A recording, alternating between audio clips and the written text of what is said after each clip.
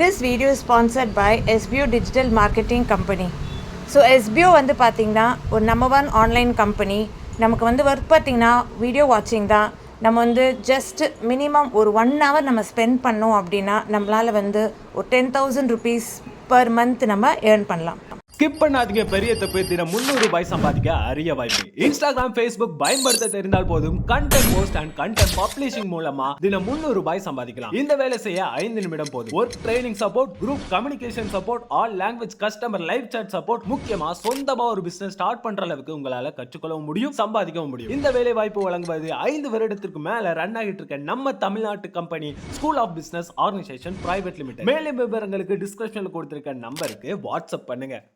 Hi, இன்றைக்கி என்ன video அப்படின்னு பார்த்தீங்கன்னா சிக்கன் சுக்கா. ஸோ அதுக்கு வந்து ஃபஸ்ட்டு ஒரு பவுடர், அது என்ன பண்ணோம் அப்படின்னா சோம்பு ஒரு ஸ்பூனு, சீரகம், மிளகு, அதுக்கப்புறம் பார்த்திங்கன்னா மல்லி, அது பவுட்ரு பண்ணிக்கணும். அதுக்கப்புறம் இஞ்சி பூண்டு பேஸ்ட்டு, சாம்பார் வெங்காயம் அண்டு பெரிய வெங்காயம் நான் சேர்த்துருக்கேன். அதுக்கப்புறம் கரம் மசாலா, மஞ்சள் தூள். ஸோ ஃபஸ்ட்டு வந்து நம்ம ஒரு ட்ரை ரோஸ்ட் பவுட்ரு பண்ணோம். ஸோ அந்த மிளகு, சோம்பு, சீரகம், மல்லி, அதுக்கப்புறம் காஞ்ச மிளகாய், நான் சேர்க்க மறந்துட்டேன். ஸோ காஞ்ச மிளகாய், இது எல்லாமே உங்கள் காரத்துக்கு ஏற்ற மாதிரி நீங்கள் காஞ்ச மிளகாய் சேர்த்துங்க.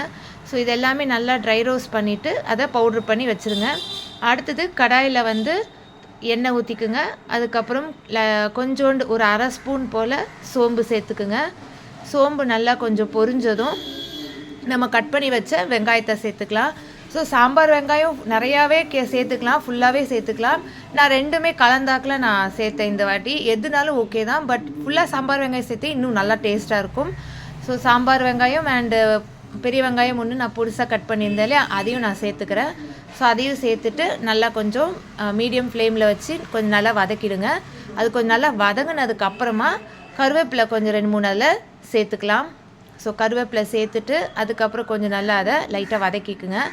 கொஞ்சம் நல்லா அது ப்ரௌனாக வதங்கின பிறகு நம்ம வந்து அந்த மல்லித்தூளும் இஞ்சி பூண்டு பேஸ்ட்டு ஃபஸ்ட்டு ஆட் பண்ணிக்கலாம்.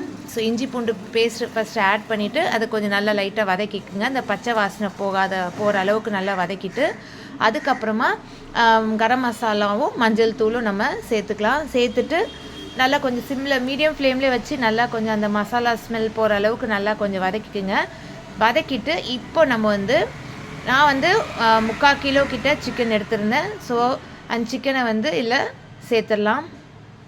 ஸோ சிக்கனை சேர்த்துட்டு நல்லா லைட்டாக வந்து கொஞ்சம் அதை வந்து பிரட்டிக்கலாம். அந்த மசாலாவில் அந்த சிக்கன் வந்து கொஞ்சம் நல்லா கோட் ஆகணும். கோட் ஆகிட்டு ஒரு 2 நிமிஷம் போல் அதை நல்லா சாட் பண்ணிவிட்டு அதுக்கப்புறமா நம்ம தேவையான அளவு தண்ணி சேர்த்துக்கலாம்.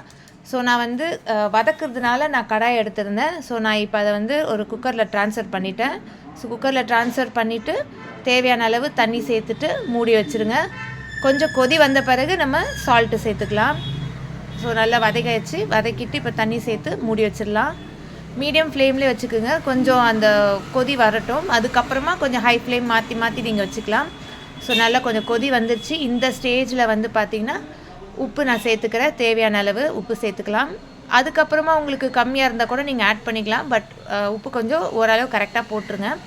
ஸோ உப்பு சேர்த்துட்டு நல்லா கொஞ்சம் நல்லா வதக்கி நான் ஓப்பன் பண்ணி பார்க்குறேன். ஸோ நல்லா வதங்கிடுச்சு, நல்லா வெந்துருச்சு.